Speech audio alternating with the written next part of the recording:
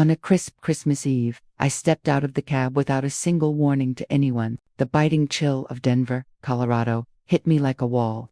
With temperatures hovering at a merciless 28 degrees Fahrenheit, my daughter was out there on the porch, huddled and shivering, without so much as a shawl to shield her from the frost. Inside, my son-in-law's family lounged in warmth, chuckling and clinking mugs of hot cocoa by the roaring hearth. I burst through the door, cradling her in my arms, and uttered just 6 words that would echo in their minds forever. If you're reading this tale of retribution, share it with a friend. Drop a comment on where you stumbled upon it. I'm curious how far this story of justice has traveled. I emerged from the taxi, my sturdy hiking boots, crunching through the fresh blanket of snow that coated the driveway of my daughter's home in the quiet suburbs of Denver. The wind howled like a wild animal, whipping flurries against my cheeks and forcing me to tug my woolen scarf tighter around my neck. As a seasoned yoga instructor, I'd spent years teaching classes in steamy studios and leading retreats in rugged mountains, building resilience against all sorts of elements.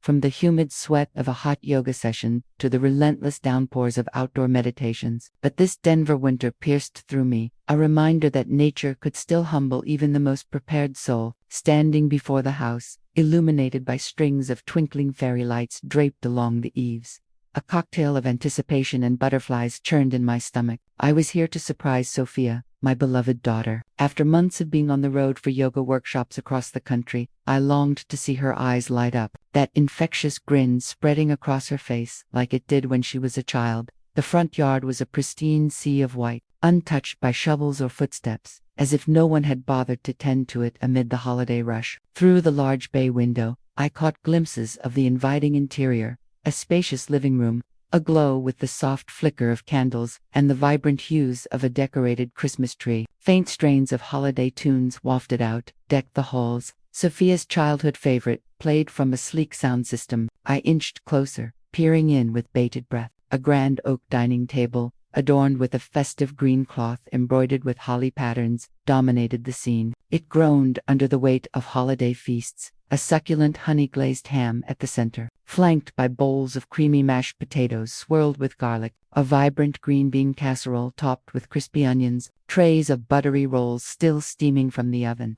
and pitchers of mulled wine emitting aromatic spices that teased the senses even from outside. Gathered around were the Thompsons, my son-in-law Ethan's family, in all their polished glory. I spotted Mr. George Thompson, Ethan's father, a retired banker with a commanding presence, seated at the head like a king on his throne. Beside him, Mrs. Margaret Thompson, his elegant wife, sipped from a delicate china cup, her lips curved in a self-satisfied smirk. Ethan's younger sister, Olivia, was there too, her laughter ringing out as she entertained her 3 rambunctious children, who darted about with candy canes in hand. They lifted their mugs in a merry toast, the fire in the stone fireplace crackling merrily behind them, casting dancing shadows on the walls. But where was Sophia? My brow furrowed as I scanned the room, hoping to spot her in a quiet corner, perhaps arranging ornaments or stirring a pot in the kitchen. I'd imagined her beaming, engaged in lively chatter, reminiscent of our old family gatherings where she'd twirl in her holiday dress, sharing dreams and giggles. Then a soft, pitiful sob caught my ear,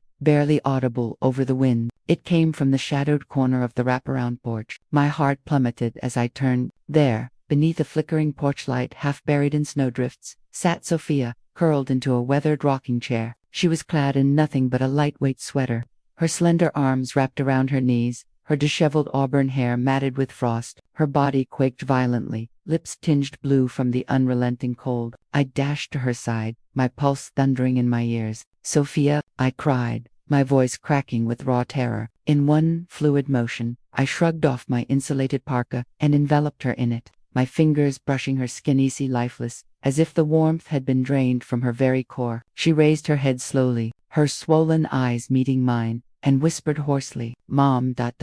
before slumping against me, her strength ebbing away. I held her close, rubbing her back in desperate circles, murmuring reassurances while hot tears stung my own eyes. "It's okay, my love. Mommy's here now." From my travel bag, I pulled a thick fleece blanket I'd packed for the flight and draped it over us both, willing my body heat to seep into her, lifting her gently, her slight frame feeling fragile as glass. I carried her toward the door, her damp socks slipping off and leaving wet imprints in the snow. All I could think of was getting her inside, away from this Arctic nightmare, away from whatever torment had driven her out here. But from within the house, the revelry continued, unabated bursts of laughter, the pop of a cork, Ethan's resonant baritone boasting about some recent business deal. The family's glee clashed grotesquely with the scene outside, like a cruel symphony underscoring my daughter's suffering. They toasted in luxury, while Sophia, my precious girl, endured this exile like an unwanted stray. Just hours earlier, I'd been at Denver International Airport, still flushed from a grueling week-long yoga retreat in the Rockies. The mountain air had invigorated me, but now, in the terminal's fluorescent glow, the chill seeped in. I wheeled my yoga mat carrier and duffel bag, buzzing with excitement at the thought of Sophia's reaction to my impromptu visit. She had always been my anchor, from her toddler days clinging to my yoga pants during classes, to her teenage years, where we'd bond over sunrise meditations. My career demanded constant travel, workshops in Sedona, retreats in Hawaii pulling me away more than I liked. Each departure, I'd promise myself, just one more event, then more time with her. Now, on this Christmas Eve, I was determined to make it magical. In the airport lounge, I pulled out my phone to call her, eager to gauge if she was home without spoiling the surprise. The line rang endlessly, each trill amplifying my unease. No voicemail pickup. I tried again, then texted, "Heading your way soon, home for the holidays." The message sat undelivered, no read receipt. A knot formed in my gut. Perhaps she was elbow-deep in baking pies or stringing lights with the Thompsons. I boarded a shuttle to the suburbs, watching families reunite outside, hugs, laughter, children squealing over gifts. A young mother hoisted her son onto her hip, his face alight with joy. It tugged at memories of carrying Sophia similarly, her tiny hands in mine, as we wandered holiday markets. Now, alone in the shuttle, a profound solitude washed over me. The ride to her neighborhood was sluggish. Roads clogged with revelers en route to evening services. Streetlights cast golden halos on snow-dusted sidewalks, and distant carols from a nearby church choir filled the air with "O Holy Night." I smiled faintly, envisioning Sophia in her cozy kitchen, whipping up her signature gingerbread cookies from my old recipe. At a traffic stop, I noticed a police officer directing cars, a familiar face amid the flurry. It was Mike, a former pupil from my community yoga classes years ago. He'd blossomed from a shy teen into a poised officer, his uniform crisp against the night. I waved from the window. "Mike, it's Sarah." He turned, recognition dawning with a warm grin. "Ms. Sarah, back in town." I nodded, masking my travel weariness. "Just wrapped a retreat. Here for Christmas with Sophia." His expression shifted, the shadow of concern flickering across his features, his smile faltering. The unease from earlier calls resurfaced. "Everything all right, Mike?" He hesitated, glancing away. "Yeah, just good to see you. Safe travels." The light changed, and the shuttle lurched forward, leaving him in the rear view, his posture tense. As we approached Sophia's street, I asked the driver to pull over a block away for the surprise element. Lugging my bags through the snow, I hummed softly, anticipating her delight. Nearing the house, strains of a piano and voices singing White Christmas drifted out. I pictured Sophia at the keys, her fingers dancing as they had in our living room duets. But then, a derisive snort shattered the moment. I paused, hand raised to knock. Mr. George Thompson's booming voice carried through. "That's what you get with a daughter-in-law, like her, a barren waste. 3 failed pregnancies. She's a disgrace to the family name." Ethan's reply was venomous, always playing the victim, hiding away with her so-called anxiety. "If not for Mom and Dad, she'd be out on the street by now." Olivia piled on, "Useless. That's what, can't even fulfill her basic role. Faking illnesses to shirk duties. Pathetic." Each barb lacerated my soul. This was how they spoke of Sophia, my vibrant daughter, who had poured her heart into building a life with Ethan, only to be shattered by repeated losses, 3 heart-wrenching miscarriages that left her in pieces. I'd held her through phone calls, her sobs echoing across miles, as she grieved the babies she'd never meet, and they accused her of faking it. Rage surged through me like a tidal wave. That's when I spotted her on the porch, a broken figure in the cold, her spirit as frozen as the ground, scooping Sophia into my arms, her tremors mirroring my boiling fury. I marched to the door. I hammered on it with my free fist. The sound boomed. Scooping Sophia into my arms, her tremors mirroring my boiling fury, I marched to the door. I hammered on it with my free fist, the sound booming over the carols. No response at first. I pounded again, unyielding. Finally, the door creaked open. Margaret stood there, a mug of cocoa in hand, her pearl necklace gleaming, her expression a veneer of civility. "Sarah, what a shock," she cooed, though her eyes betrayed irritation. "You should have called. We could have prepared." I glared, unyielding. Prepared? If I'd called, I'd have missed this horror. "What have you done to my daughter?" Sophia stirred weakly in my hold, her breaths shallow. Margaret glanced at Sophia dismissively. "She just needed some air. Don't overreact. It's the holidays. Come in." Before I could retort, Ethan loomed behind her, disheveled and smug, a whiskey glass in grip. "Shut the door, Mom. Let her stew outside until she snaps out of it. Who crashes a family dinner with drama?" Olivia's voice sliced from within. "Exactly, a wife who can't bear children. Worthless, pretending sickness to avoid lifting a finger." The children peeked out, snickering innocently. Aunt Sophia's being silly again. My vision blurred with wrath. I shouldered the door wider, then kicked it fully open with a resounding crash. Cocoa splashed from Margaret's mug, staining the festive doormat. The music halted abruptly, silence descending like a shroud. I strode in, laying Sophia on the plush sectional, bundling her in throes. The room's opulence, the ham's savory scent, the wine's glee mocked her plight. Ethan advanced, flushed and belligerent. "You can't barge in here, Sarah. This is my home." I whirled, finger jabbing at him. "Your home, where you banish my daughter to freeze. Is this your idea of love, of family?" George rose deliberately, his banker's poise intact. "Enough theatrics, Sarah. Family matters stay private. A woman unable to produce heirs must toughen up its reality." His words fueled my inferno. I scanned the feast, hearing Sophia's faint stomach rumble, a silent indictment. "You indulge while she starves in the snow. That's your tradition. Your compassion." Margaret shrugged coolly. "A barren woman eating our food. Pointless waste." Olivia sneered. "She uses anxiety as a crutch, never pulls her weight. Drags us all down."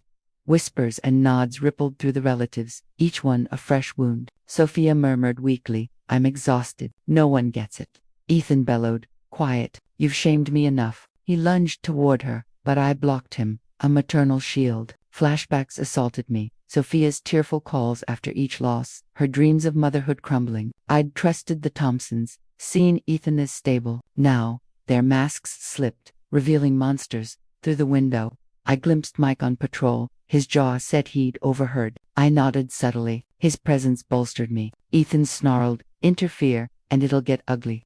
I met his gaze, voice steel. "Threaten me. You'll regret harming her. All of you will answer for this." The room tensed. A powder keg. I squeezed Sophia's hand. "This isn't private, it's abuse." Margaret scoffed. "Abuse? We're disciplining her. Be grateful we've tolerated her." Ethan spat, faking everything to evade responsibility. "No one miscarries thrice by accident. Maybe she willed it."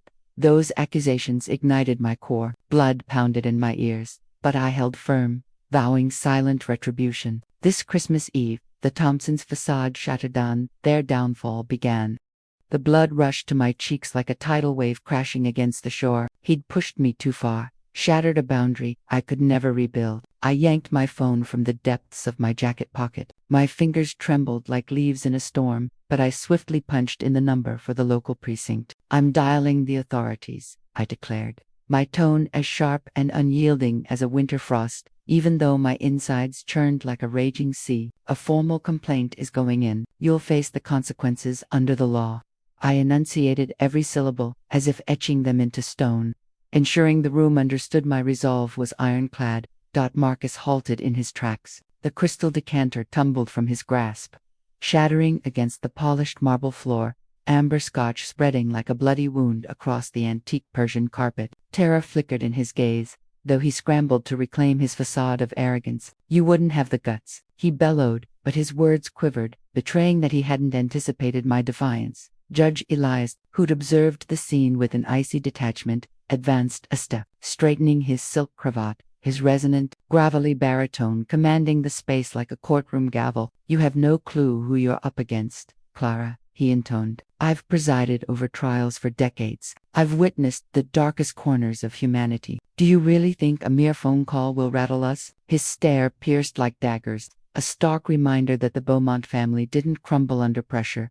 But I stood my ground. I'd seen my daughter, quivering in the biting chill, and no force, not even Judge Ilias's clout, would muzzle me. Sophia, lounging at the dining table, folded her arms and flashed a derisive grin. "By all means, place the call, Miss Clara," she sneered, her voice dripping with mockery. "Let's see whose side they take, a hysterical crone or an esteemed pillar of society like us. You honestly believe the cops will back you?" Her caustic cackle echoed, brimming with certainty of my defeat. Isabella slumped on the velvet settee, clutched at my arm, her whisper fragile and quaking. "Mom, please, let's not. I just crave some tranquility." Her swollen crimson eyes brimmed with dread, as if she feared escalation would bury her deeper in misery. I gazed at her, my chest constricting with sorrow. I understood her terror of the Beaumonts' vengeance, of further degradation. Yet, yielding now would doom Isabella to eternal torment. I clasped her hand firmly, infusing her with my unyielding spirit. "No more fear," I murmured resolutely. "I'll safeguard you. That's my vow." I scooped her up, flakes of snow cascading from her attire like fragments of a fractured fairy tale. I disregarded the Beaumonts' contemptuous stares and their hissed warnings. My sole focus was extracting her from that den of malice, that prison of torment where she'd been confined far too long. As I pivoted toward the exit, I glimpsed Lucas through the frosted pane, poised on the veranda, his palm hovering over his communicator, his eyes smoldering with restrained fury, primed to intervene. I offered a subtle inclination of my head, signaling my readiness for the confrontation. Lucas reciprocated with a steadfast nod, his grip on the device a silent oath of solidarity. I strode out without a backward glance. In my wake, I caught Victoria screeching at the maid to scrub the scotch stain from the rug. Marcus pounded the oak table, growling profanities under his breath. Then Judge Ilias's booming, irate timbre resounded as he summoned someone via his mobile. Those noises assaulted me like barbs in my spine, but I pressed on, undeterred. I escorted Isabella to my modest condo overlooking the regional sports complex, where I'd resided for years as a judo instructor. It was unpretentious, cozy den with a worn leather sofa, a compact galley kitchen tucked in the nook, and faded snapshots of kin adorning the walls. To me, though, it was a fortress, a haven to shield my child from the Beaumont's barbs and the merciless frost. I bore Isabella to her chamber and eased her onto the quilted bed. She still shuddered, swathed in my heavy parka. I rummaged through the wardrobe for a faded fleece pullover, slipped it over her, then brewed a steaming cup of chamomile tea, its soothing herbal scent permeating the frosty atmosphere. "Sip this, darling," I cooed, nestling the mug in her palms, but she merely fixated on it, her expression vacant, as if convinced she merited no solace. My phone buzzed, slicing through my reverie. It was Lucas. His timbre was solid and reassuring. "Miss Clara, I've lodged the preliminary report at headquarters, but the Beaumonts won't fold without a scrap. They've got connections everywhere. You know that I'll step up as a witness if required." His resolve burned like an eternal ember. Lucas, my erstwhile protege, the youth who'd once sparred in the dojo with eager spark, now flanked me in this alternate arena. "Assist me in gearing up." "Lucas," I replied, concise yet laden with appreciation. "This might drag on," he affirmed with a curt, understood, "Instructor, count on me." The following dawn, I ferried Isabella to a counselor in central Spokane. Dr. Miriam Hale, a seasoned lady with compassionate eyes, ushered us into a warm sanctuary. Post-session with Isabella, she addressed me, her inflection weighted with empathy. "She's grappling with profound melancholy, Miss Clara. 3 failed pregnancies alongside relentless belittlement from her in-laws have eroded her. She requires repose, therapy, and most crucially, security." I inclined my head, my core twisting in anguish. I'd sensed Isabella's turmoil, but the professional's verdict struck like a fresh wound. I beheld her, huddled in the armchair, fingers interlaced rigidly, and reproached myself for my delayed intervention. That midday, Lucas dropped by the condo, sans his patrol attire, toting a sack of fresh produce and vintage recipe tomes. He deposited them before Isabella, tentative. "I recall your passion for baking," he ventured. "Figured whipping up something simple, like a fruit tart or hearty vegetable stew, could lift your spirits." His delivery was tender, yet concern etched his features. Isabella averted her gaze, fingering her shirt's hem, and mumbled, "Appreciate it, but I doubt I can muster anything now." Her utterance lanced my heart like a splinter. Lucas's countenance dimmed briefly, but he refrained from insistence, merely leaving the parcel on the counter and pivoting to me. Miss Clara, whatever support you seek, voice it. I've got your flank. That evening, with Isabella slumbering, I perched at the Formica kitchen table beneath the faint bulb. Amidst stacks of documents, a rustle outdoors caught my ear, followed by a bulky manila envelope gliding beneath the threshold, stealthy as a veiled menace. I unsealed it. Within lay a scrawled missive, the script erratic: steer clear of the Beaumont clan, unless you fancy mirroring your offspring's wretchedness. Surrender. My veins surged with rage as I perused it. I balled the sheet and hurled it vehemently into the bin, the thud shattering the hush. That intimidation didn't daunt me. It ignited my fire. They presumed I'd retreat. They were mistaken. That very night, I commenced compiling all substantiation of funds I'd dispatched to Isabella across the years. Wire confirmations, affectionate missives appended, each item attested to my unwavering aid. Though Marcus and his kin had frittered much away, every record evoked a recollection. The occasions Isabella phoned, voice faltering, yearning to procure household essentials, only for Marcus to deem them superfluous. I clutched the stylus so fiercely it nearly fractured. I'd entrusted Marcus, believed he'd cherish my daughter, yet he viewed her as a mere instrument, discarding her sans remorse when her utility waned. Isabella stirred in the wee hours. She tottered from her quarters, limbs unsteady, and spied me entrenched in paperwork, eyelids heavy, yet resolute. "Mom," she breathed, her timbre fracturing. "I'm terrified they'll target you." I lifted my sight, noted her inflamed orbs, and sensed my essence compressing. I arose, approached, and enveloped her, sensing her delicate frame against mine. "Fear no more," I asserted staunchly, despite my inner turmoil. "Henceforth, I'll be your shield against all. I swear." I guided Isabella back to repose, lingering until her breaths evened. Sleep eluded me, however. I reverted to the table, persisted in categorizing files, and drafted a roster of imperatives. I contacted a veteran attorney acquaintance who'd aided me with a judo squad dispute. He pledged scrutiny but cautioned. The Beaumonts wield sway in Spokane. Ms. Clara, courtroom allies abound. Brace for a protracted skirmish. I assented, though unseen. "I'm aware," I stated, "but I'm unyielding." The ensuing weeks of case prep resembled an interminable ordeal. Nightly, under the subdued glow in my humble abode, I scrutinized folio upon folio, dissecting each transfer slip, every psychiatric dossier on Isabella. Those stark digits and phrases embodied my devotion to my child, yet also a harrowing echo of her ordeals. At last, the inaugural court date dawned, evoking the sensation of entering a judo Isabella and I traversed the Spokane courthouse threshold. The morn's nip infiltrated my insulated overcoat. I gripped her hand, detecting her glacial digits quivering in mine. Her eyes, rimmed in scarlet with shadowy hollows, betrayed insomnia. She ducked her chin, as if yearning to vanish into the flagstones. I maintained poise, striving to be her anchor, though inwardly I quaked equivalently. "I'm right here," I hushed, compressing her palm tenderly. She bobbed faintly, but her hollow stare revealed she'd forfeited the battle eons prior. The Beaumont entourage had arrived prematurely. Marcus,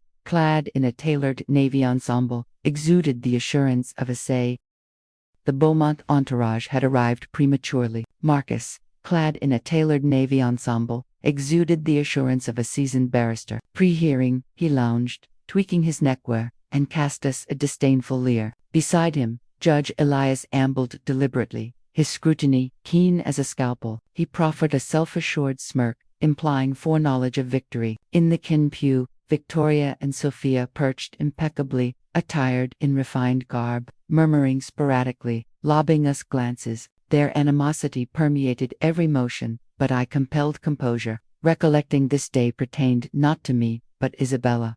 Lucas attended as well, positioned in the gallery in his duty blues. He tendered a discreet nod, his unwavering regard and assurance of non-desertion. His attendance alleviated my isolation, affirming in comrade in this fray. I reciprocated, mutely grateful for his steadfastness from that harrowing Yuletide vigil to this juncture.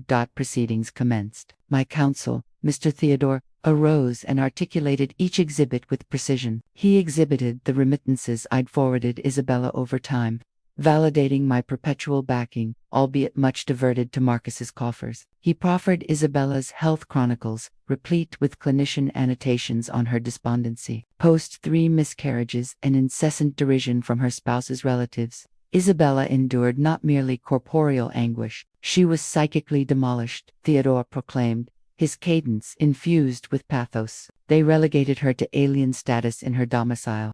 I regarded Isabella, cranium inclined, palms interlocked tautly, as if restraining agony. I yearned to rise and embrace her, but duty bound me to fortitude, permitting the advocate his course. Subsequently, the Beaumonts' youthful legal eagles ascended, and inequity infiltrated the chamber. One, in a crisp ebony attire, articulated with authoritative flair, Isabella's merely simulating ailment for pampering. The Beaumonts furnished all lodging sustenance, every whim indulged. Yet she shirked her obligations, she faltered as a consort. Those terms assaulted me like a slap. Simulating, pampering. I balled my fist so vehemently, my pulse thundered. They summoned a deponent. Miss Elena, the Beaumonts. She ascended the dais, orbs flitting, inflection unsteady. Mrs. Isabella was indolent, she averred. She'd sequester in her quarters daily, shunning chores. I managed alcuisine, sanitation. I could scarcely credit my audition. Isabella, the soul who'd meticulously crafted repasts, concocted artisanal scones to gratify the clan, now labeled slothful. I surged upright, restraint fracturing. That's falsehood. Isabella never embodied that. The magistrate, a grizzled gent with austere visage, rapped his mallet and intoned frostily, "Order, if you please. This is a tribunal." I receded, pulse galloping, respiration labored. I darted a look at Judge Elias Beaumont. He grinned, a sly, complacent bob to the bench. An unseen tether betwixt them chilled my marrow. Anomalies abounded. They'd orchestrated this spectacle, and I was merely a token in their stratagem. Isabella persisted in her stoop, quaking hands clasping the seat's rim. I observed Lucas in the rear, mandible set, knuckles whitened, as if bridling his own ire. Mr. Theodore persevered, timbre unwavering. We proffer pivotal testimony, a recording from Yuletide Eve, encapsulating the Beaumont's slurs and mental torment toward Isabella. He activated the audio Lucas had covertly captured. Marcus's voice thundered, frigid and pitiless. "She's feigning despondency to evade responsibilities. Then victorious, a female, incapable of progeny, despite nourishment, is futile. And Sophia's sardonic, she can't even conceive."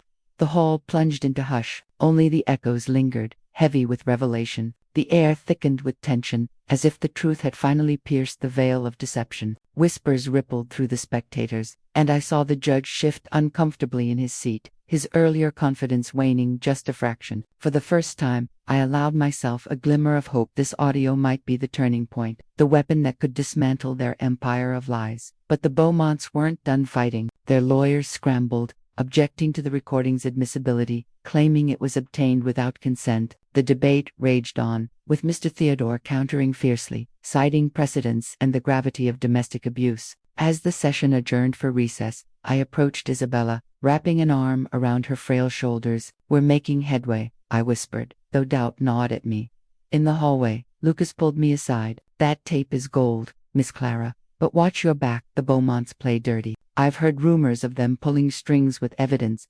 His warning echoed my suspicions, but I nodded, steeling myself. Thought the trial stretched over days, each one a grueling marathon. Witnesses paraded, former friends who attested to Isabella's once vibrant spirit, now dimmed by years of erosion. Medical experts detailing the toll of repeated loss and verbal battery. Even a financial analyst exposing how Marcus had siphoned funds meant for Isabella's well-being into lavish family expenditures. On the stand, Isabella herself testified, her voice a fragile thread. She recounted the isolation, the barbs disguised as jokes, the nights weeping alone after yet another miscarriage, while the Beaumonts dismissed her grief as weakness. Tears streamed down her cheeks, and the courtroom's atmosphere shifted. Jurors leaned forward, empathy etching their faces.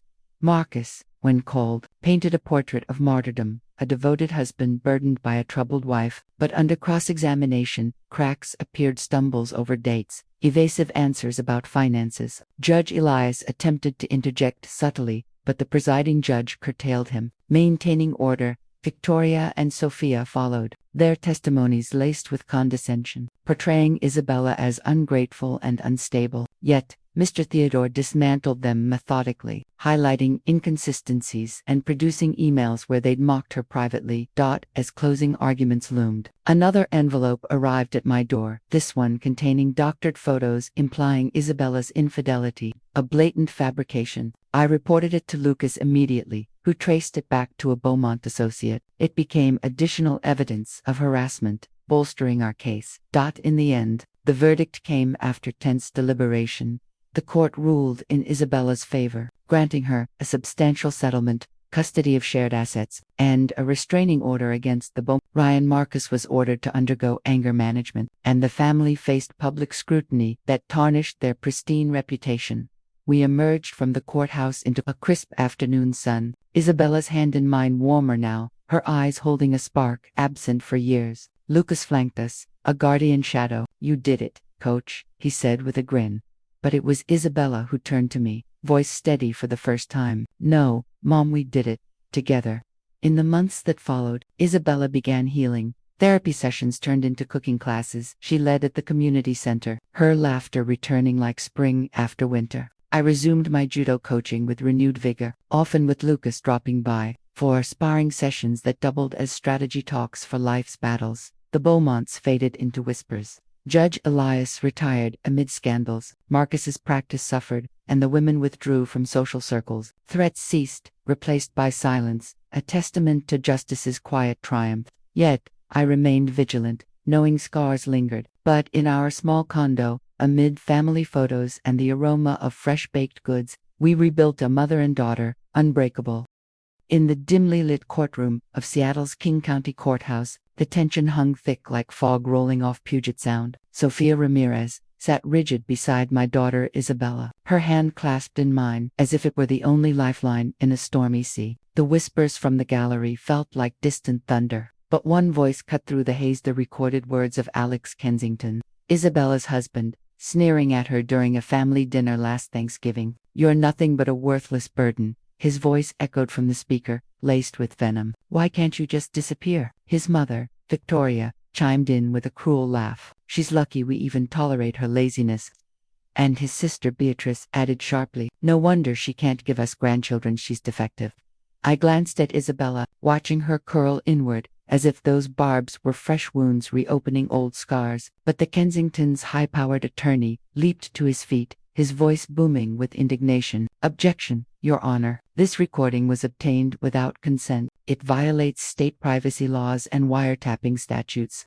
The judge, a stern woman with silver-streaked hair and a nonsense gaze, paused, her pen hovering over her notes. "Sustained," she intoned flatly. "The recording is inadmissible as evidence." My stomach plummeted, the world tilting on its axis. I gripped the wooden armrest of my seat to steady myself, my knuckles turning white, that tape the undeniable proof of the Kensingtons' relentless emotional torment dismissed over a legal loophole. Gasps rippled through the room like waves crashing on the shore. Some spectators murmured in shock, others exchanged bewildered glances. I turned to Marcus, the steadfast detective who'd become our rock through this ordeal. His head lowered, his hands balled into fists on his lap, veins pulsing with suppressed fury. Isabella buried her face in her palms, her shoulders heaving as silent sobs racked her frame. I yearned to shatter the silence, to storm the bench and demand true justice, but in that chamber, it felt like the scales were tipped against us from the start. Mr. Reginald Kensington, the patriarch, sat impassively, his eyes cool and triumphant, as if he'd orchestrated this outcome long before we stepped foot in the building. I squeezed Isabella's hand tighter, channeling whatever strength I had left into that simple touch. Even as defeat clawed at my own resolve, the trial dragged on for another exhausting week. Each day a marathon of testimonies, cross-examinations, and mounting despair. Finally, the verdict loomed. In the Seattle courthouse, under the fluorescent lights that cast harsh shadows, I held Isabella's icy, quivering fingers in mine. All week, I'd put on a brave face, but alone in my modest condo overlooking Elliott Bay, I'd crumbled tears soaking my pillow as anguish and impotence warred within me. Isabella sat next to me, her eyes bloodshot from endless nights of insomnia, her skin ashen, as if the vitality had been siphoned from her very soul. I gripped her hand, willing some of my fading courage into her, though my own body trembled like autumn leaves in the wind. Alex entered the room with a swagger, straightening his expensive silk tie as if this were a mere business meeting. Victoria, his mother, adjusted her pearl necklace and perched regally, her lips curved in a self-assured smirk painted in crimson, radiating certainty of victory. Beatrice, clad in a designer ensemble that screamed opulence, shot us a disdainful glare, her eyes like daggers. Mr. Reginald loomed behind them, his presence commanding and unyielding, a silent reminder that the Kensington family wielded influence like a weapon, bending the world to their will. Marcus occupied a seat in the public gallery, still in his detective's badge and coat, his gaze unwavering, yet etched with concern. He caught my eye and offered a subtle, not a wordless vow of support, come what may. I nodded back, drawing a sliver of solace from his solidarity. But as the judge, a middle-aged man with a perpetually furrowed brow and impassive demeanor, took his seat, a shiver raced down my spine. The atmosphere thickened, everyone bracing as if for an impending quake. The judge cleared his throat, his voice steady and devoid of emotion. The court grants the petition for dissolution of marriage between the petitioner, Isabella Ramirez, Kensington, and the respondent, Alex Kensington. A spark of hope ignited in my chest at those words. Isabella's eyes welled with tears, spilling silently down her cheeks. I squeezed her hand, silently urging her to hold on, to listen further. This divorce was the freedom I'd prayed for, a key to unlock the gilded prison the Kensingtons had built around her. But I knew the hammer hadn't fallen yet. The judge continued, his tone mechanical, as if reciting inventory. However, the court finds insufficient admissible evidence to substantiate claims of domestic abuse. Regarding asset division, given Alex Kensington's primary financial contributions to the marital estate, the court awards him the lion's share of jointly held property. The words struck like a thunderclap, stealing my breath. I sat, frozen, my pulse thundering in my ears. No acknowledgement of the abuse. Insufficient evidence. My mind flashed to that Thanksgiving recording, the raw cruelty captured in audio, discarded on a technicality. I recalled Isabella's hospital records from accidents, the financial statements twisted by their lawyers into narratives of her extravagance. Then realization dawned. Mr. Reginald, with his history as a prominent attorney and web of connections in the legal elite, had pulled strings. I glanced at him. He inclined his head ever so slightly, a smug curl to his lips. It was all rigged, a farce where we were mere extras in their scripted drama. Rage surged through me like wildfire. I bolted to my feet, my voice cracking with fury and heartbreak. This is outrageous. This isn't justice, it's corruption. My outburst reverberated off the walls, stunning the room into silence. Isabella tugged at my sleeve, her eyes wide with alarm, but the dam had broken. You've seen the bruises, heard the stories of how they degraded her, and you still claim no abuse. You strip her of everything she's entitled to. A bailiff approached, his tone authoritative. Ma'am, sit down immediately, or you'll be removed from the premises. I shot him a defiant stare, then fixed my gaze on the judge, who remained stoic, unmoved by my plea. Trembling, I sank back into my seat, my hands shaking uncontrollably. The foundation of my world fracturing. Alex pivoted in his chair, locking eyes with me, a mocking grin spreading across his face as he fiddled with his tie, savoring his triumph. Victoria and Beatrice exchanged whispers, their stifled giggles piercing the air like shards of glass, ensuring I heard every cruel note. That laughter twisted in my gut like a blade. Mr. Reginald nodded submissively, his composure unbroken, as if this were just another notch in his belt of manipulated outcomes. I scanned their faces, one by one, my blood simmering with indignation. They hadn't merely robbed Isabella of her due, they'd eroded my trust in a system I'd once believed equitable.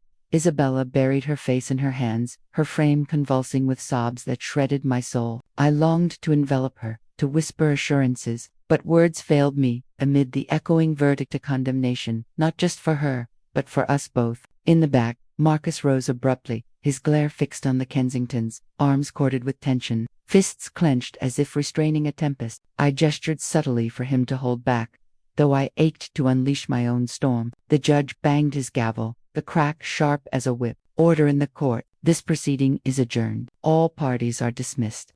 The sound marked an end, but for me, it ignited a new inferno of anguish. As the room stirred, murmurs rising, Chairs scraping Jai remained seated, drawing Isabella close, her quaking form breaking me anew. I yearned to soothe her, but my voice caught, choked by helplessness. This verdict didn't just divest her of material possessions. It stripped away my last vestige of faith that the law would safeguard the vulnerable. Alex sauntered over, his stance oozing arrogance, leaning in to murmur in my ear, "See, Sophia, I warned you not to challenge us. You're just a meddlesome has-been." His sneer gleamed with victory before he spun on his heel, dismissing us as inconsequential. His words fueled my fury, veins throbbing, fists clenching until my nails bit into my palms, my body tensed like a coiled spring, primed to release. After decades as a yoga instructor, teaching balance and restraint, all discipline evaporated. I stepped forward, pulse roaring. On the verge of an act I drew, but Marcus surged between us, his eyes ablaze, jaw set, fist raised as if to deliver the blow I craved. I recognized my rage mirrored in him an unbridled storm against this travesty. The courtroom erupted in chaos. Are they about to brawl? A detective assaulting someone in open court. Spectators whipped out phones, flashes illuminating the standoff. A reporter in the corner aimed her lens, eager for the scoop. Alex faltered briefly, surprise flickering, but he recovered with a sneer. "Do it strike me. I'll ruin you. Who are you anyway?" "Some nobody, Badguera." He advanced, baiting, confident in his impunity. Marcus's fist quivered, breaths ragged, eyes bloodshot. I feared the irreversible. Suddenly, Isabella wrenched free from my grasp, dashing to Marcus and clutching his arm, her voice fracturing through tears. "No, please, don't stoop to his level. I don't want you or Mom turning violent like them. I just want to heal, to live." Her plea sliced the air, hushing the frenzy. I watched tears cascade down her face, her fragile hands anchoring him like a lifeline. Marcus stiffened, his fury ebbing, fist trembling before hushing the frenzy. I watched tears cascade down her face, her fragile hands anchoring him like a lifeline. Marcus stiffened, his fury ebbing, fist trembling before unclenching, falling limp. He lowered his head, lips pressed thin, wrestling the inferno within. Camera shutters clicked relentlessly, capturing Isabella's desperate hold on Marcus, Alex's smug posture. Whispers turned to sniffles. A wave of empathy rippled through the onlookers. A man dabbed at his eyes. A woman shook her head in dismay, yet the Kensingtons remained stone-faced. Victoria and Beatrice murmured conspiratorially, their smiles icy. Mr. Reginald inclined his head, authority unshaken, as if the scene were beneath his notice. The judge hammered his gavel again, voice icy. "Order. Any further disturbance, and I'll have the courtroom cleared." The command yanked everyone back to protocol. I moved forward, enfolding Isabella in my arms as she wept, her tremors echoing in my core. Marcus lingered nearby, head bowed, self-reproach etched in his features. I touched his shoulder gently, a nod conveying my understanding, and thanks. Alex straightened his tie once more, pivoting to exit with deliberate strides. Victoria and Beatrice trailing, their derisive chuckles a final barb. The space gradually cleared, leaving just us three: Sophia, Isabella, and Marcus sharing a heavy, unspoken grief. I embraced Isabella fiercer, her ragged breaths warm against my shoulder. "Mom," she murmured, voice splintering, "I can't fight anymore. I'm so exhausted. Can we just go home?" Her words rent my heart. I wanted to promise victory, to vow continued battle, but silence claimed me. Guiding her from the courtroom, Marcus flanking us protectively, the faint Seattle sunlight filtered through grimy windows, offering no warmth to my chilled spirit. I knew this defeat wasn't mere loss, it was a call to arms. The Kensingtons might have claimed court victory, but I'd ensure they didn't conquer Isabella's future. Glancing at her, I spied a faint glimmer in her swollen Isa, fragile ember of hope. For that, I'd persevere. In the weeks following, Seattle buzzed with subtle shifts. Local headlines screamed indignation, Kensington divorce, influence over integrity. The words thrummed in my chest, articulating our unspoken torment. On social platforms, footage of Isabella's courtroom plea clinging to Marcus's voice went viral. The sight of my daughter's vulnerability stirred public outrage. The Kensingtons buy their way out of everything. Isabella deserves real justice.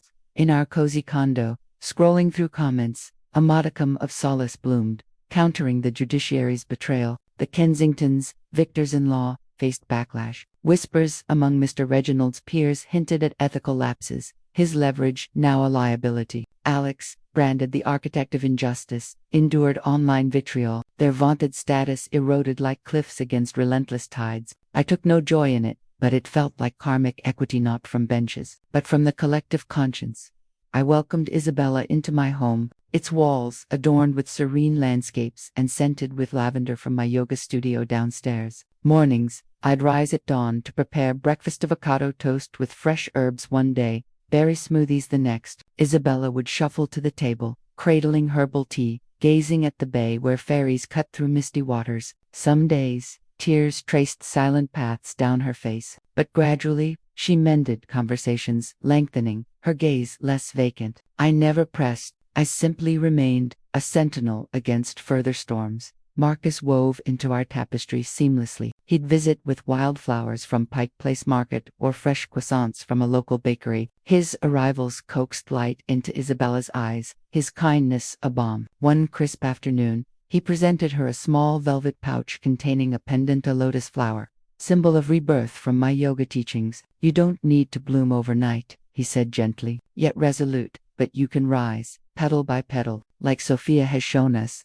Isabella accepted it, momentarily still, eyes shimmering with unshed tears. She nodded, whispering, "Thank you," her voice laced with profound gratitude. From the kitchen, I observed discreetly, a burden easing from my shoulders. For too long, Isabella had been demeaned, labeled inadequate. Now, someone cherished her essence, not her utility.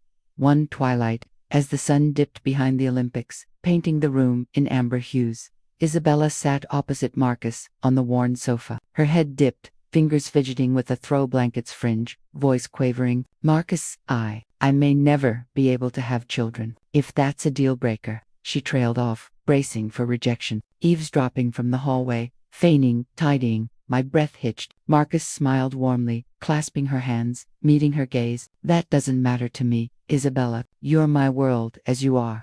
His words wrapped around my heart like a comforting shawl, thawing lingering frost. Tears blurred my vision. For years, Isabella had been shamed for her infertility, deemed a flawed spouse. Now, affirmation that she was whole, worthy of unwavering love.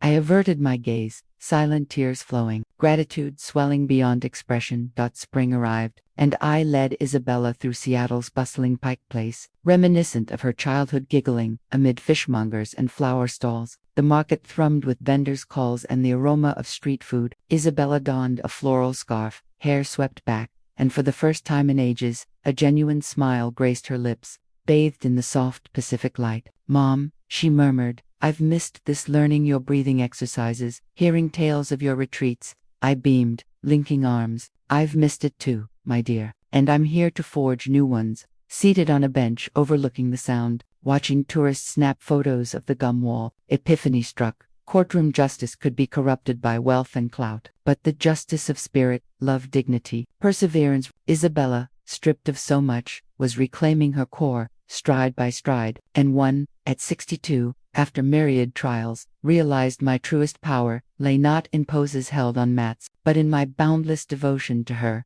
Marcus appeared with a tray of steaming coffee and pastries, sharing one with Isabella as they bantered lightly. Observing, hope flooded me. Isabella's wounds from the Kensingtons might scar eternally, but she was forging ahead, embracing self-worth, welcoming those who treasured her. And I, having battled fiercely, knew safeguarding her joy was my life's pinnacle. This tale is imagined, inspired by true struggles, identities and locales altered for privacy, shared not to condemn, but to illuminate silent sufferings of countless parents. What about you? In my place, would you endure quietly for tranquility, or confront the chaos to rediscover your strength? Share your thoughts, each narrative a beacon for the lost. May fortune favor the bold. Meanwhile, explore our archive for more compelling tales that resonate deeply. Thank you for journeying with us.